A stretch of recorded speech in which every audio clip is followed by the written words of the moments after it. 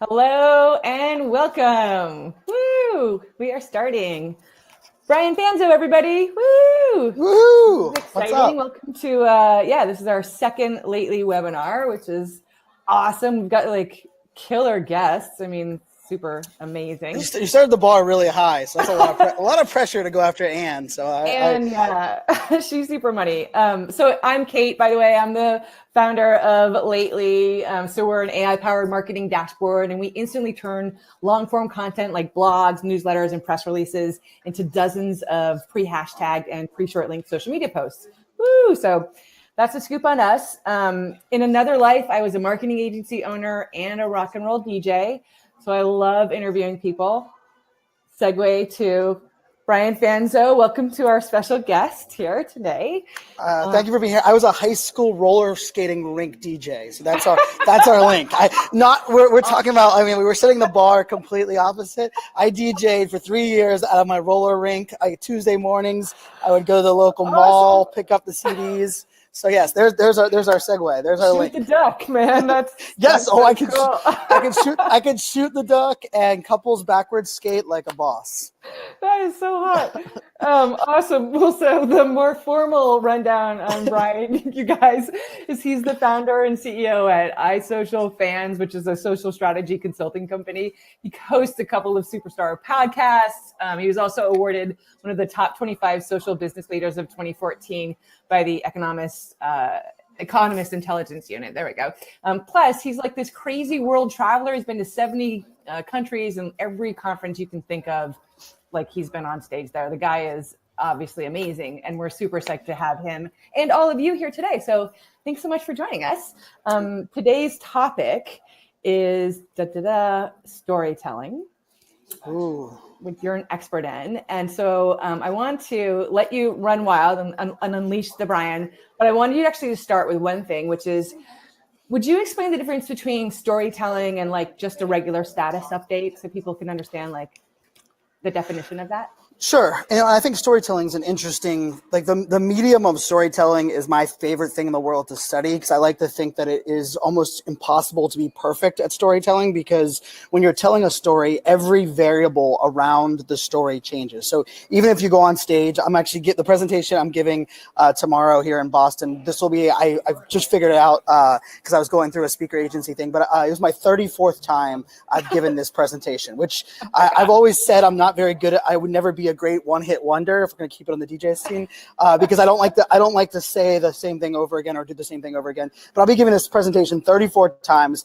But of the 34 times, I've had 32 different slide decks, because I believe the audience changes, how I want to tell a story changes. So to bring this full circle, status update storytelling, I like to think of storytelling more than just the status the standard thing is, there's a beginning, middle, and an end. But I like to think of storytelling as you are bringing people along on a journey that takes them from one point to another point. Mm-hmm. I don't think it always needs to have a beginning, middle, and end. I think the beginning and the end make a lot of sense. But I think when you're telling a story, it's not talking at people, it's talking with people. You're bringing them through a series of things. And usually there's a problem. Usually there's a hero. I think great stories, when you're posting stories, especially in marketing, allow the consumer to be the hero.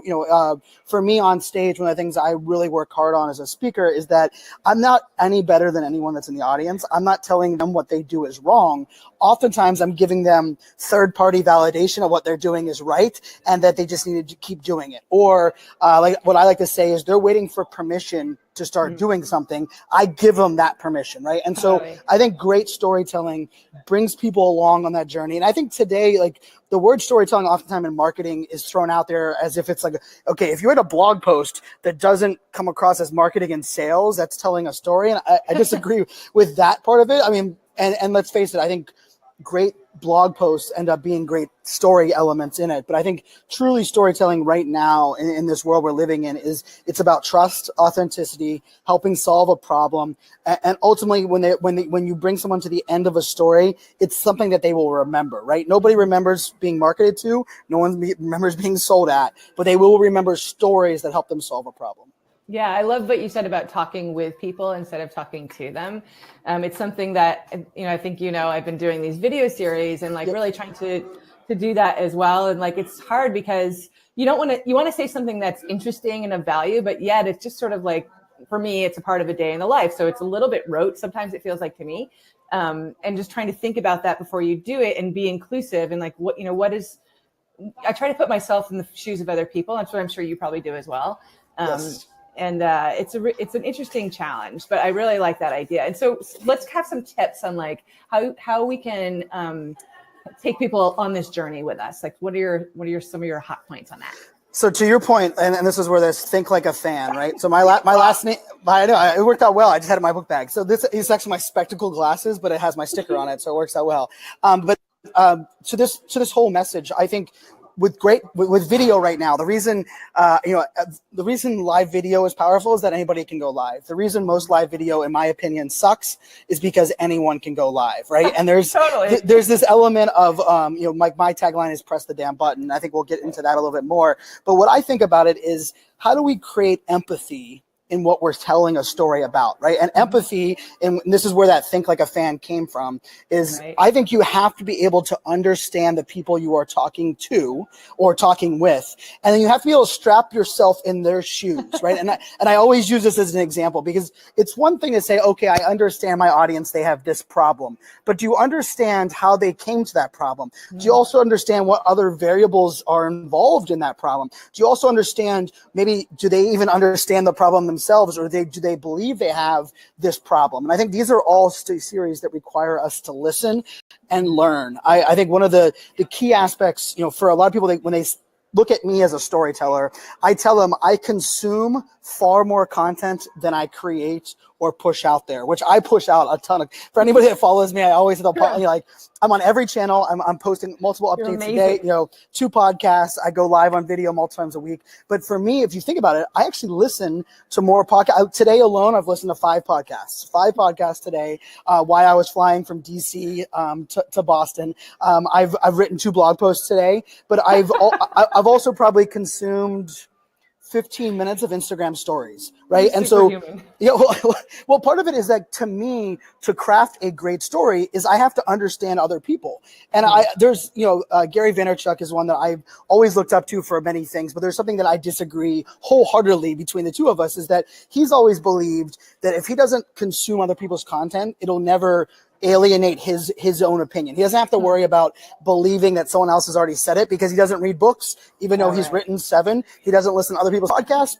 And where I'm the other way, where I don't believe I'm on, and I'm not comparing myself to Gary, I'm more saying that the way I approach it is I watch more Instagram stories than probably anyone out there. And the reason I believe my Instagram stories are compelling and can tell a good story is because I understand my community really, really well. And I think that's something for every brand, for everybody person that's out there. I think social listening in general, to understand your people, is the most important characteristic to building a good story, to telling a good story. Like your videos, right? You understand the pain points that your tool is solving. You also understand the pain points of those that you're trying to reach. And when you understand that at a level, now it's just a matter of delivering content to them or talking with them. And I think that's, to me, is one of the things that I think, that's where the whole think like a fan came, is that the brands that I work with, I become a fan of that brand. And then when I'm building them a strategy, I don't build a strategy for a persona. I build it for Brian Fanzo.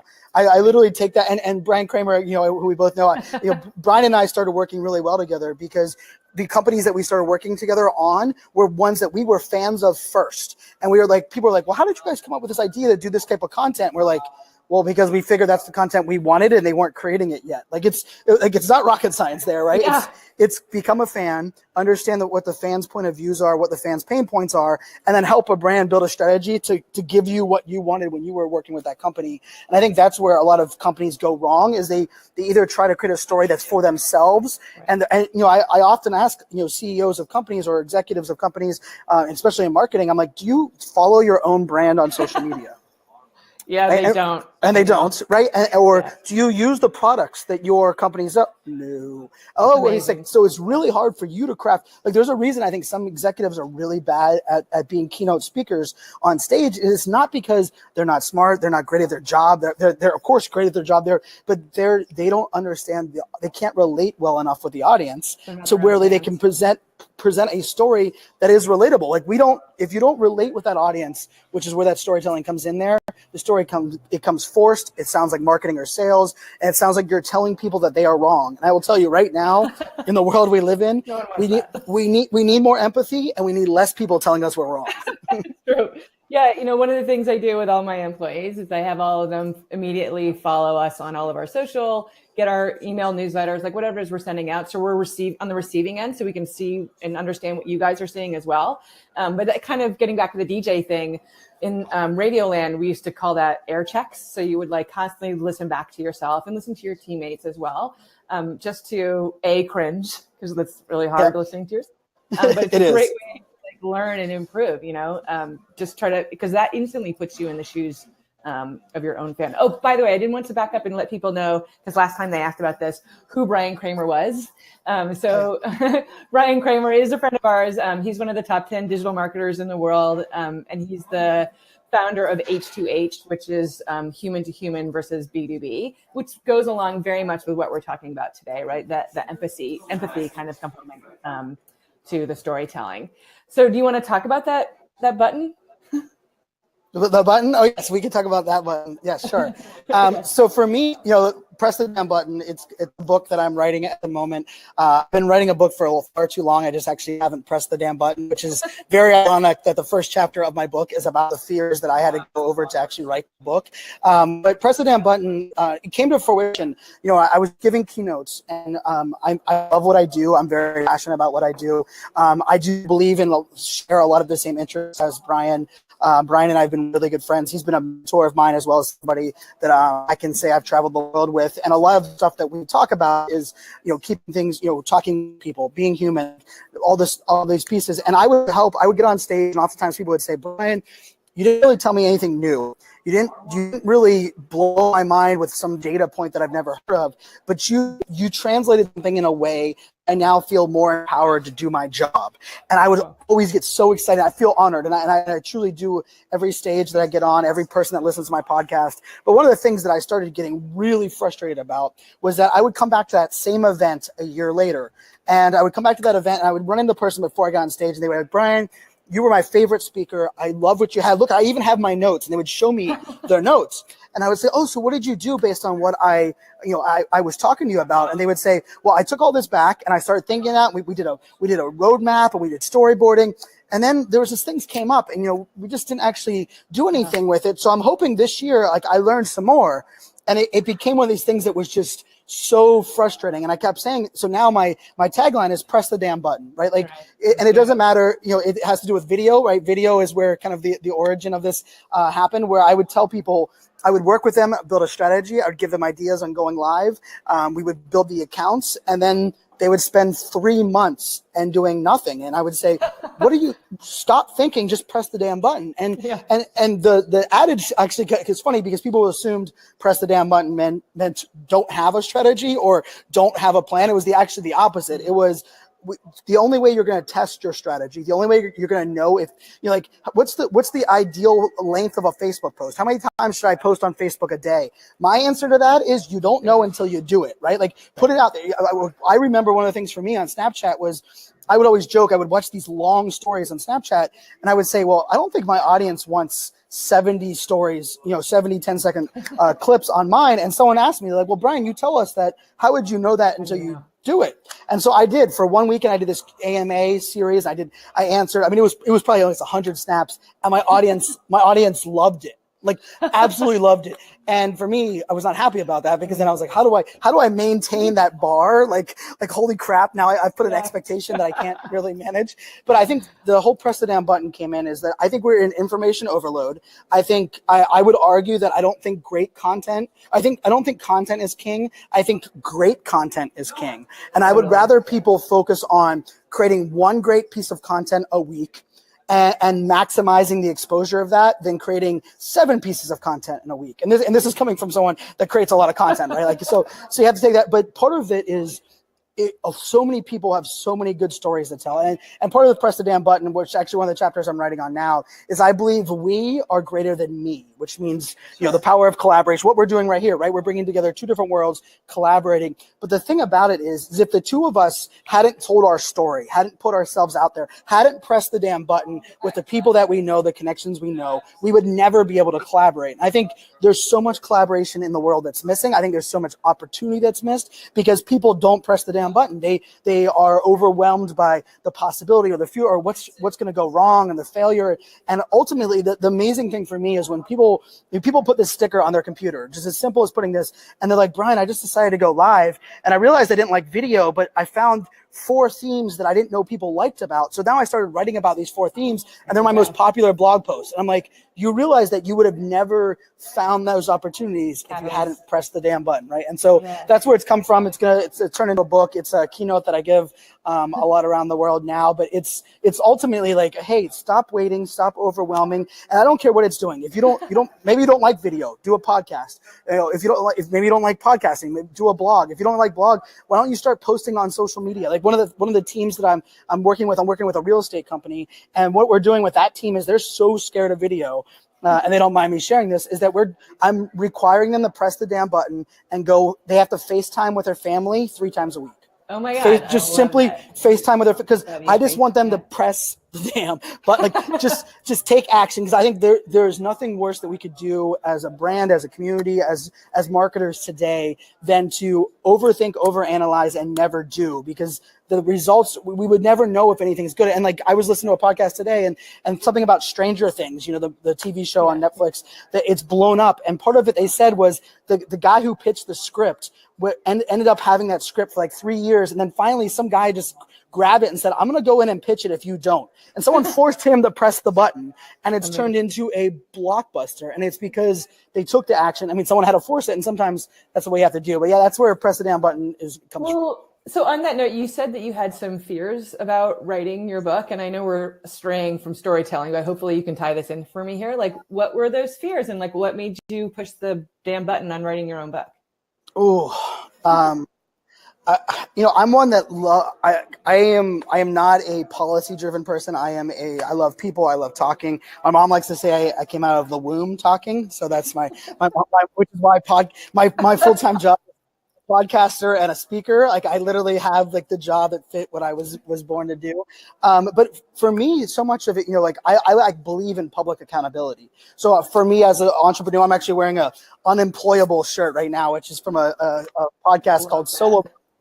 Yes. And part of that was, this journey can be lonely, and you have to find people that were going to encourage you to push your buttons. And I've never been one that reads a lot of books. I've never been one. I was diagnosed ADHD at 31, but I also always assumed, like I pushed out a lot of content, podcast, video. I've done 2,300 live videos in a little over 3 years. But the interesting thing is a book for me, I always looked at it as my legacy. I look at it as something my daughters would be able to hold in their hand 10 years from now, 15 years from now. And that scared me. And it didn't scare me that what I was talking about wouldn't be good and that people wouldn't get value. But it scared me to a point where I was thinking, well, what do I want my first, because this is what I'm convincing myself is that once I get my first book, it's kind of like a tattoo. Once you get your first one, you're like, oh, that's what it's like. And it's cool. Like now I'm gonna get a second one. And I'm one that has a whole lot of tattoos now. Kind of my personality. So for me, the book has been a lot about, kind of repositioning my own mindset and also saying like, hey, I mean, like we're all not going to have an H to H that leads to a TED talk that becomes what our friend Brian Kramer had, or what Anne Handley, where Anne Handley is a master with words. I was in Scotland with her 2 months ago, and she did an entire marketing presentation with Wilbur the pig doing the character, and like I just got off and I gave her a hug, and I was like, her ability to write and craft story, but I think that's also one of the things for everyone that's out there. is for me, this book, and it's been really fun to write, is I stopped comparing my book to anyone else's book. I stopped worrying about it being a book for, like, I was laughing. I was reading it. My daughters were over at my house yesterday, and they were looking at a couple of I have like little storyboards on my wall, and my daughters are making fun of my drawing on my storyboard. And I told them, I was like, I need to video you making fun of me for a part that's going to go.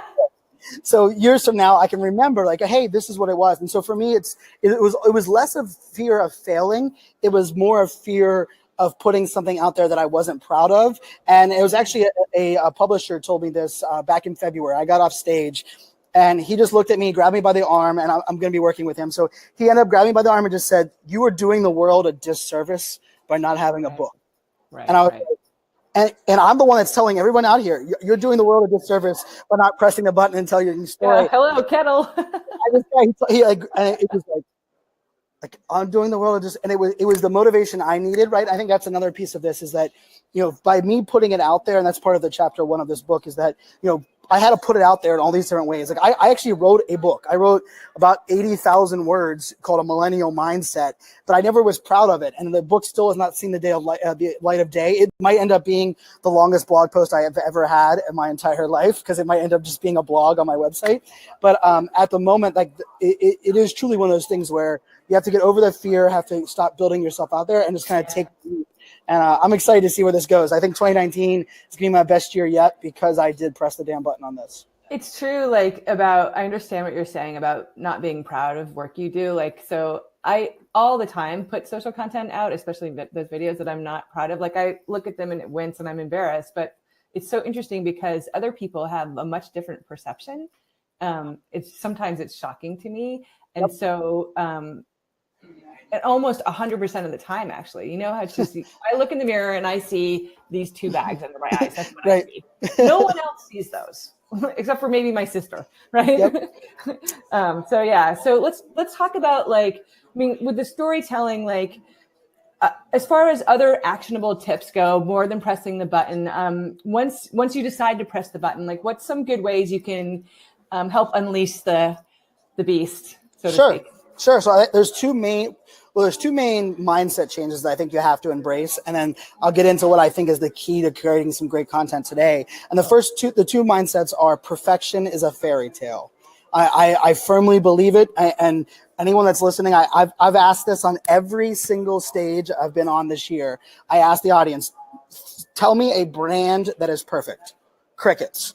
Tell me a person that you know of, or leader, or someone that is perfect. Sometimes people throw out Mother Teresa, but I would argue that if you asked her if she was perfect when she was alive, she would have said no way, right? So if we as humans, all of us, we realize that no one is perfect and no brand is perfect, we still want to craft the perfect Facebook post, the perfect message, but yet we don't believe anything's perfect. So I think I use the word fairy tale, and it really resonated well for me, right? Because we've heard lots of people that say, don't try to be perfect, and perfect's the enemy of done. I would say it's a fairy tale, and I don't believe in fairy tales. I tell my daughter them to help them have a great imagination, but getting over the need to be perfect. To your point, people look at things differently. I will often tell people, I would joke, the amount of videos I've put out that I will never watch, because I'm like, oh my, what was I doing? But the crazy part is that if that one video touched one person and helped one person change their day, it's that element. And I also think we're moving to a world now where we no longer believe something just because it's online. We no longer believe something just because it's coming from a brand that's been around for 60 years. We believe people. So we don't need a person to say they're perfect. We need a person that is actually human, right? And I feel like we have to pay Brian every time we say that. But but it is. Y is greater than I. Sorry. Yeah, no, I know you have to. I understand that. But so the first. Sorry, tell them why. BRYAN. I'm BRIAN, and I love Brian's parents. I think the only thing they did wrong in their entire life was naming him spelling his first name incorrectly, because he's BRYAN. Yes, and it's a fun inside joke that we've done. We've asked it on stage. We've shared many stages together. Unfortunately, he asked it on the biggest stage in South by, and almost all of the audience that were also Brian's were ones with a Y. It was the only time I've formally lost, and it was on our biggest stage. But yes, so perfection is a fairy tale, hence why Brian's name was spelled wrong. The second mindset is control is an illusion. You can't control, the only thing you can control is yourself, right? You can't control what someone does with your message, so what someone does with your post. You can't control if the Wi-Fi is going to go in and out at this hotel where I'm sitting at, where maybe, you can't control all of these variables. So when you stop thinking about you have to control, like I need to have lighting. Like I was mad I left my Bluetooth headphones at home. And I was like, oh, I got to do this webinar with these giant headphones. Well, guess what? I can't control that. I'm not really good at packing. I should have packed the night before, right? But I did control myself to do that. So I packed in the morning. I left my headphones at home. But so I think those are my two things that I tell every person I work with, every brand I work with. You have to remember, perfection's a fairy tale. Control is an illusion. And then the next step here is if you believe that, you understand the power of storytelling, people say, where do I start? Like, what kind of content do I create? Where do I start telling stories? Like, how do I make that work? And my answer is one word. It's called access. I believe people are craving access. We want access to who you are. We want access to your company. We want access to things we can't get anywhere else, right? Like before we went live today, I was congratulating you on your demo days and all of the work that you guys are doing there at Try Lately. And I think one of the things I thought was funny about that is that you were giving me access through social media into you getting excited about the demo days and the things that you guys are doing as a company. Well, I love that content. That content makes me feel more connected with you. I am more of a fan of your brand because of that access. And so when people say, well, how do I build trust? How do I show authenticity online? How do I tell great stories? You give people access, because that access is what people wait on. I mean, this is just a little taste of it, but go back we're going to take this full circle in a story and go back to DJing, right? People wait on hold for 45 minutes to get their name heard on the radio. Brian Fanzo requested TLC's Waterfall, right? And you're like, why would they want that? Like, because they have access to the DJ, they get access to this opportunity that they can't get anywhere else. And so my question for a lot of times is that we've heard of this a lot, and this is a stat I give, that 75% of millennials, those under the age of 37, prefer to spend money on an experience instead of a product. And people will say, okay, well, I understand experience is where it's at. Like, that's why Apple doesn't show the iPhone in their commercials. They just show you the photos and things that it creates. But then the question becomes, well, how do I create experiential type content?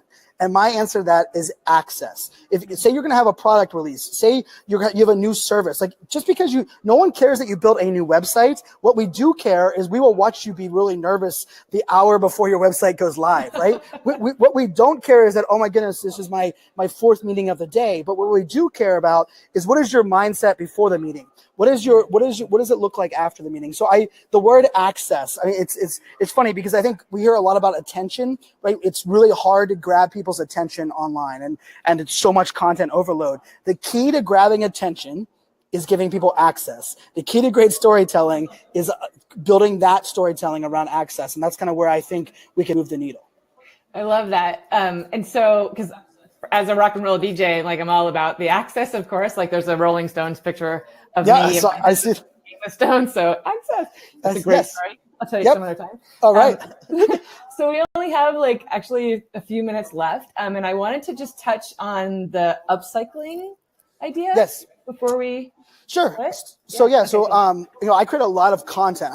But there's this idea between creating content and documenting content, right? So, and I give credit to Gary Vaynerchuk. I think he's the one that kind of put it out there a lot to say you need to document your journey. So like my Instagram stories are a documentation of my life. Like if you watched it this morning, it's me getting, it is. It's the access, right? But then there's an element of creating content. And I think one of the things that's really important in creating content today is consistency. Consistency. And it's one of the hardest things to do, yet the easiest thing that we have access to do, right? Like if you're going to launch a podcast and you only can do the podcast once a month, be consistent at doing it once a month. I think that's the weird thing with the word consistency. People usually assume to get rewarded for your consistency, you have to do it at a certain cadence. And I actually think it's the opposite, right? Like put out the expectation of what the cadence is that you are going to do and then deliver on that consistently. And so I created this term called upcycling, which really just means I don't like blogging. I struggle writing a post, which is why I struggle writing the book. And my grammar is not good, but I have no problem talking. And what I started to realize was, if everybody learns differently, we all consume content differently. Like I create a lot of video, yet I learn for the most part only on podcasts. Like I don't watch very much video. Like I binge watch a lot of TV, but I don't watch a lot of business video, but I listen to a ton of business podcasts because I listen better multitasking. Anyhow, the point of this is, how do you create one piece of great content and then upcycle it into multiple different pieces of content? And this is the difference. Like, recycling means taking something you have and making it something else that it's not, right? Like, and what I like to say is, so this is what I do. Every Monday at 4 p.m., I go live and create my podcast on Facebook Live. So it's a 45-minute show on Facebook Live. Remember the consistency part? Every Monday, for the most part, every Monday. Sometimes I'm traveling, but for the most part, every Monday. My consistency guarantee to my audience is every week. But so I create a podcast for 45 minutes. What I do with that podcast is I then upcycle it. So I take the video and get my favorite 5-minute clip. I put it on LinkedIn. I take my favorite 1-minute clip. It's an Instagram post, right? I take my favorite, to your point, multiple great sound bites from the show. These are now social media posts with what you guys are doing, right? I then take the audio from that video, the live video. I strip it down, upload it into a tool, and it's pushed out to 60 different podcasting apps. Awesome. I then take the audio, upload it to rev.com, and it transcribes it into a blog post. Well, now all of a sudden, I spent 45 minutes creating what I like to think is a great piece of content. And I now have all of these little other pieces of content upcycled into different areas. I can even take, at the end of every quarter, I take my favorite clips of my podcast and I turn it into a slideshow. At the end of the year, I do an infographic of all of the best quotes from my show, right? And this isn't me. And so when people come to me like, Brian, I can't believe you're blogging every time. You have all these posts. Like, where do you get all this content? I'm like, I focus on one great piece of content and I try my best to get it out to everyone. And so oftentimes people are like, well, Brian, doesn't that hurt your podcast download numbers? And my answer to that is, I don't blog. I don't create content for numbers. I create content for impact. And I don't care where it impacts you. You can listen to my podcast. You could watch the live video. You could download it. You could read the blog. I don't care. Those numbers don't matter. It's how many people can I impact with that one piece of great content. So I challenge everybody, press the damn button, create one piece of great content, and then find ways to take that content using great tools. I'm a tools guy, right? The only way you're going to scale this is by using tools, and create that one piece of great content and get it out to your audience where they're at. Brian Fanzo, everyone! Like, woo! That was incredible. So on that note, so we can fly out of here. So first of all, thank you so much. My pleasure. One of the things that we're building into lately is the ability to take a transcript of a video and instantly generate social quotes from that video. So that's coming in the next, I think, 30 days or so. So yeah, it'll be exciting. Oh, get me on that. Awesome. And so for everybody listening, trylately.com is us. You can try it for free, no credit card required, and find out what all the fuss is about, because people are making a lot of fuss. And we'll see you next time. And thank you so much, Brian. You're amazing. My pleasure. All right. Bye, everybody.